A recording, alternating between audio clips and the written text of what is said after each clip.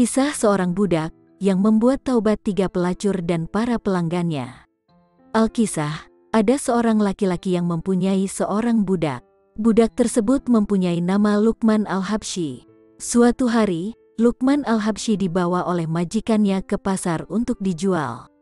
Ketika datang seorang pembeli yang ingin membelinya, pembeli tersebut pun ditanya oleh budak tersebut, "Apa yang ingin kamu lakukan kepada diriku?" Sebagaimana dijelaskan oleh Ibnu Qudamah Al-Maqdisi dalam kitabnya At-Tawabin. Si pembeli pun menjawab, "Anda akan aku suruh begini dan begini." Mendengar perkataan orang yang mau membelinya, dia pun langsung berkata, "Kumohon Anda jangan membeliku." Tak lama setelah itu, datanglah pembeli lain.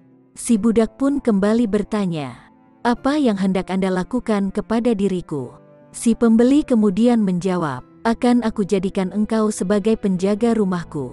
Mendapat jawaban seperti itu, budak tersebut pun berkata, "Kalau begitu, belilah aku."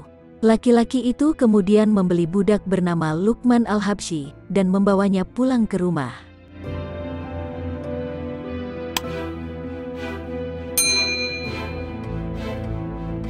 Majikan baru budak Habsyi ini ternyata mempunyai 3 orang anak perempuan.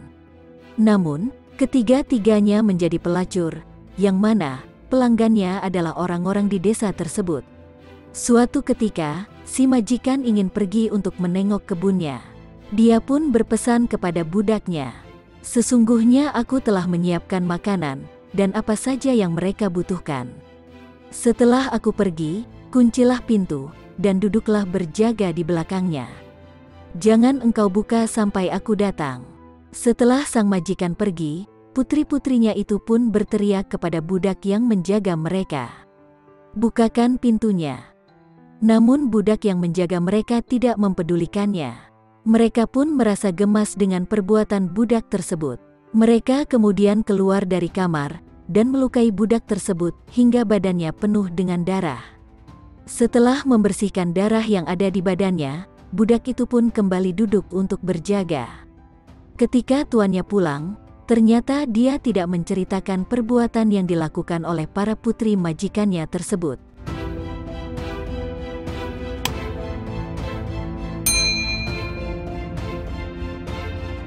Di kemudian hari, majikannya kembali ingin pergi.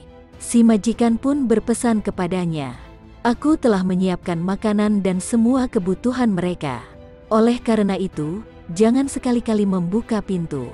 Pada saat sang ayah telah pergi, 3 putri majikannya itu pun keluar dari kamarnya dan berkata kepada penjaga, "Buka pintunya." Si penjaga pun tetap tidak membukakan pintu untuk mereka.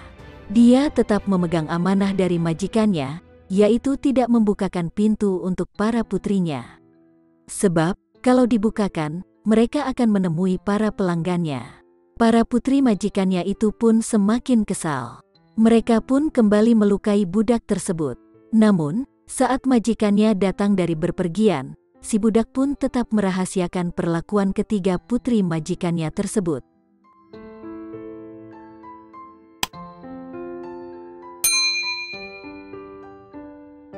Melihat perilaku budak tersebut, putri sulung dari si majikan pun luluh hatinya. Dia kemudian berkata, "Mengapa budak Habsyi ini lebih mengutamakan taat kepada Allah ketimbang aku?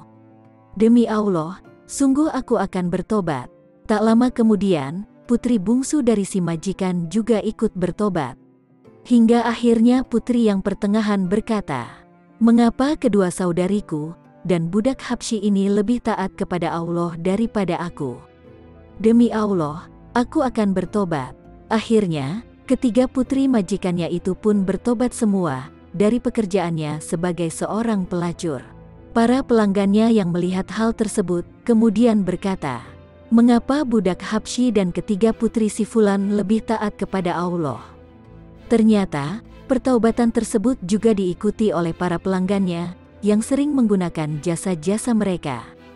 Mereka yang asalnya sering melakukan perbuatan-perbuatan yang dilarang oleh Allah, berubah menjadi orang-orang yang ahli ibadah di desa tersebut.